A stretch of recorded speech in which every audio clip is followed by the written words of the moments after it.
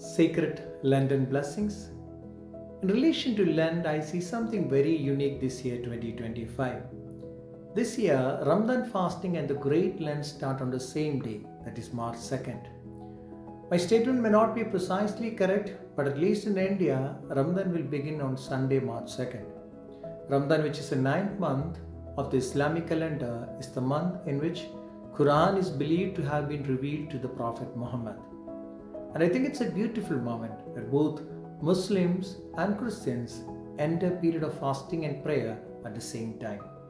So during this Lenten season, I wish to refer other religious scriptures parallel to Christian Lenten lectionary, and it is beneficial to get the concepts in the Bible more clear when compared with similar ideas in other scriptures.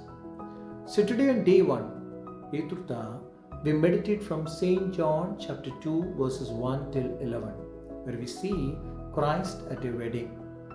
In this narrative, two symbols are very pertinent. First, wedding, and second, wine. Both are symbols of love. One of the last questions that Jesus asked before leaving earth was, "Do you love me?" This question is not just to Peter, but towards every one of us. How deeply we love Him. The presence of Jesus at the wedding reminds us His role as a bridegroom who comes to fulfill the longing of His bride Israel. Song of Songs chapter 1 verse 2 says, "Your love is more delightful than wine." The wedding at Cana, where the wine runs out, symbolizes a spiritual dryness and longing that is fulfilled only when Christ intervenes. So wedding at Cana represents humanity's deep yearning for the divine bridegroom, the Messiah. Today the church as a bride drinks the Eucharistic wine, expressing her deep desire and communion with Christ the bridegroom. The longing of the bride for her bridegroom we see in other religious scriptures too. For example, in Bhagavata Purana, we see the relationship between Radha and Krishna. Radha is often depicted as the eternal bride longing for her divine bridegroom.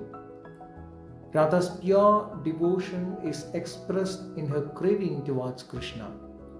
Radha totally surrenders for her love, and a total surrender is inevitable for divine union. In the wedding at Cana, we are reminded of a total obedience in the words of Mother Mary, where she says, "Do whatever He tells you," and then water turns into wine. That is, longing become fulfillment. So to conclude, Christ at the wedding of Cana is represented as the bridegroom who is expecting a bride who is longing for him. Radha's craving towards Krishna reminds us to show such a pure devotion towards Christ, experience His divine love. So when we literally crave for His presence and long for His love, we literally become one with Him. The human and the divine become one. May the season of Lent help us to generate such a deep passion for Him, to experience that divine union and love. May God bless us all.